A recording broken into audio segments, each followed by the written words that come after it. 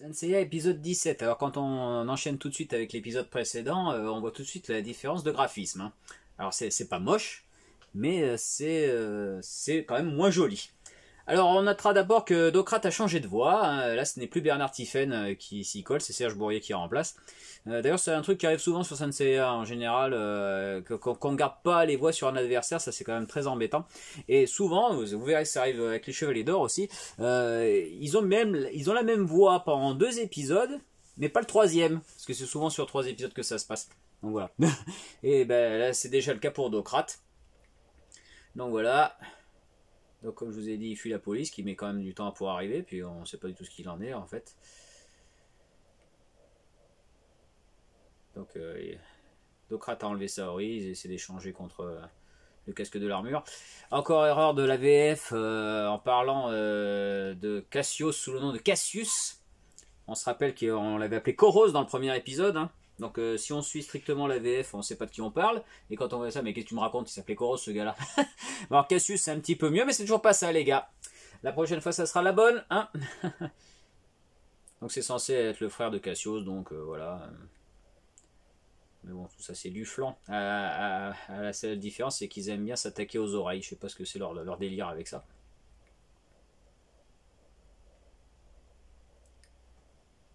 Donc en tout cas, Docrat très balèze. Hein. On va avoir du mal à la voir. Bah tu vois, il s'attaque aussi à son oreille, comme son frère. Avec un joli harmonicelle. Donc du coup, Yoga va décider de s'attaquer à ses jambes en les congelant. Si je ne m'abuse, c'est une attaque spécifique à l'anime, ça. Donc on voit pour la première fois le Seigneur Cristal. Hein. Donc là aussi, on a eu des censures en première diffusion. Là, le combat contre l'ours, là, paf, quand il se prend une baigne, là, ça, on l'avait pas vu à l'époque au Club d'eau. Et rebaigne. Et bien sûr, on n'avait pas eu cette harmonicelle non plus, ni celui-là. En fait, on passait directement. Oh putain, qu'est-ce qu'il se prenait? Tout ça, on l'avait pas vu.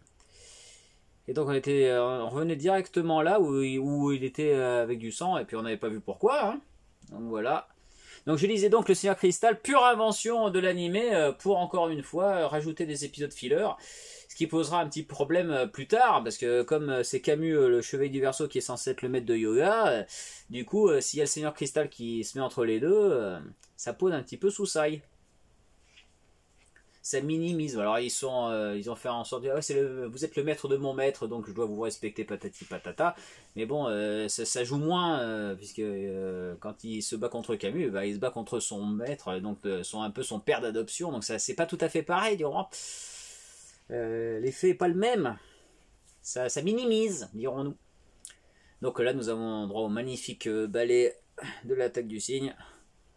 Ça change quand même drastiquement avec les petits flocons de neige qu'on avait dans les premiers épisodes.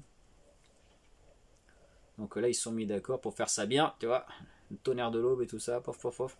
Oui, donc je pense que cette attaque, les jambes, c'est spécifique à l'animé. Alors, ils s'en serviront dans le 2e film. Mais dans le manga, il fait jamais ça, le coup de glacer les jambes. Voilà.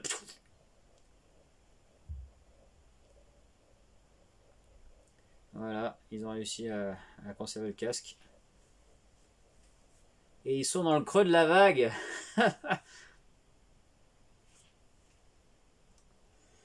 Donc épisode 18, on fait du remplissage aussi avec les chevaliers des abysses. Alors ça c'est des chevaliers un petit peu particuliers. Les chevaliers fantômes des Caraïbes. Ça c'est le titre original en japonais. Ça m'a fait bizarre parce que quand ils avaient sorti les DVD honteusement censurés, unitaires, chez AB, les premiers à être sortis, c'était une catastrophe ces DVD. Ils avaient marqué derrière les chevaliers zodiaques affrontent les chevaliers des abysses des Caraïbes. Et comme en français il avait jamais été question de ça, ils parlent pas du tout de Caraïbes ni rien. Qu'est-ce que c'est que ce délire? Qu'est-ce qu'ils ont fumé? Et en fait, si, quand tu regardes la VO, c'est bien ça, c'est les chevaliers des Caraïbes, rien à voir avec les pierres des Caraïbes, c'était bien avant. Donc voilà. Bref, donc on invente encore des choses pour perdre du temps, et soi-disant, on voit la sœur de Shina. Et puis alors, les chevaliers des abysses qui sont particuliers, parce qu'ils n'ont pas franchement d'armure, c'est des hommes poissons, alors là on ne sait pas trop ce qu'ils ont fumé. C'est quand même très particulier comme truc, faut reconnaître. Enfin bon, du pur remplissage, pas du tout représentatif de Senseiya du coup. Hein, quand on voit ces épisodes-là, on n'est pas forcément dans le truc. Autre petite anecdote croustillante, c'est dans le Dorothée Magazine en fait. Dans le Dorothée Magazine, vous aviez les épisodes qui étaient retranscrits en bande dessinée, n'est-ce pas? Et alors, il s'est passé un truc bizarre, d'une semaine à l'autre, on était contre les Chevaliers des Abysses. Et puis la semaine d'après, ils nous ont fait un montage bizarre. Ils sont passés, ils continuent un petit peu le Chevalier des Abysses tout en faisant des flash forward de Shiryu qui se voyaient dans le temple du cancer. Mais qu'est-ce que vous avez fumé les gars? Alors je sais pas ce qu'ils ont s'en mêlé les pinceaux. Mais la semaine suivante, du coup, ils ont annulé cet épisode qu'ils avaient un peu fantasmé, un peu monté de briquet de broc pour mettre la suite directe de la semaine d'encore avant, du coup. Voilà, donc n'importe quoi, ils avaient fumé, c'est une curiosité. Bref. Et donc là, effectivement, vous avez un petit peu les fantômes des Caraïbes, ce que j'étais en train de vous raconter. Donc c'est pour ça que là, les chevaliers affrontent des pirates, des fantômes de pirates. Donc ça y va la moquette, hein. On fume, on fume.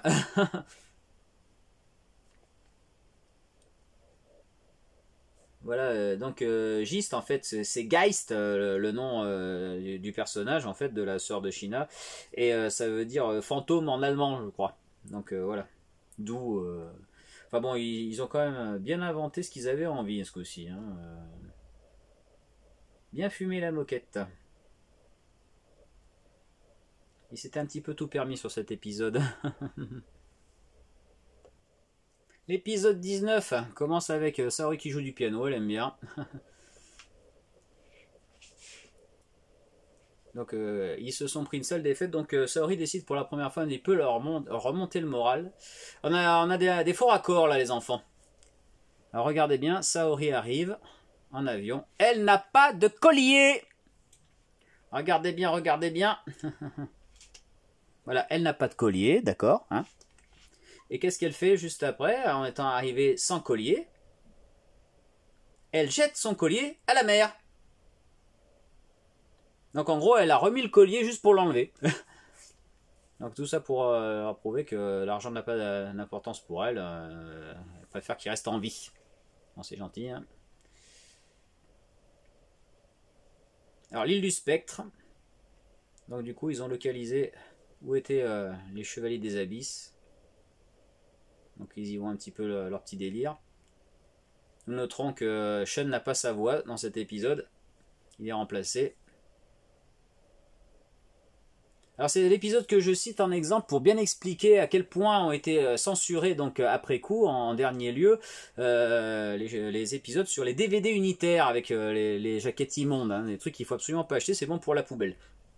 Alors je vais vous expliquer pourquoi, parce qu'il y a une énorme séquence qui a été coupée, il en manque beaucoup, beaucoup, beaucoup, et même quand on n'est pas au courant forcément qu'il y a des censures, ça se voit parce que c'est tellement pas logique. Alors on va regarder, donc je vais vous dire à quel moment ça coupe sur les DVD unitaires de Booz là, et à quel moment ça reprend. Donc il y a un danger, ça coupe là. Ça coupe là, donc toute l'attaque dans la forêt avec les chauves-souris, c'est viré, tout ça parce qu'elle saigne. Voilà, tu vois, donc Shiryu se fait niquer, pop pof pof, on sait pas trop pourquoi, et puis il y a des chauves-souris, patapati patatatata.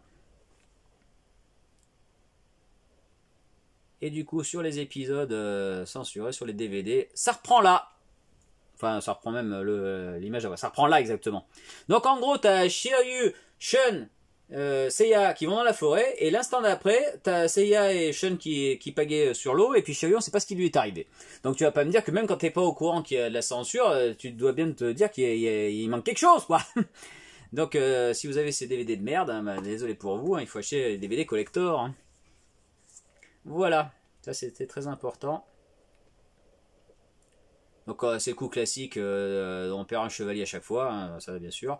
Et donc du coup, c'est Seiya qui affronte Gist. Et on va encore une fois faire... Donc là c'est là qu'elle raconte qu'elle est soi-disant la sœur de China, hein, bon bref. Et là qu'on voit Seiya qui répugnait à frapper China avant, et ben pourtant il répugne pas autant pour Gist. Geist. Surtout à la fin, parce qu'elle est à terre. Et il continue à lui taper dessus. Alors franchement, là, bravo Seiya, je te félicite pas. Elle est à terre, elle est vaincue, hop, et elle tape dans le dos.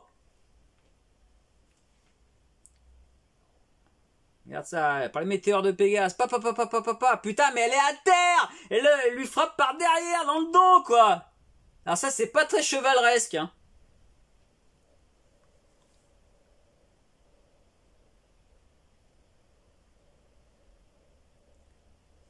Bref, voilà. Donc, bah, on peut pas dire que ces épisodes soient folichons. Les épisodes des Chevaliers des Abysses, franchement, on aurait pu s'en passer.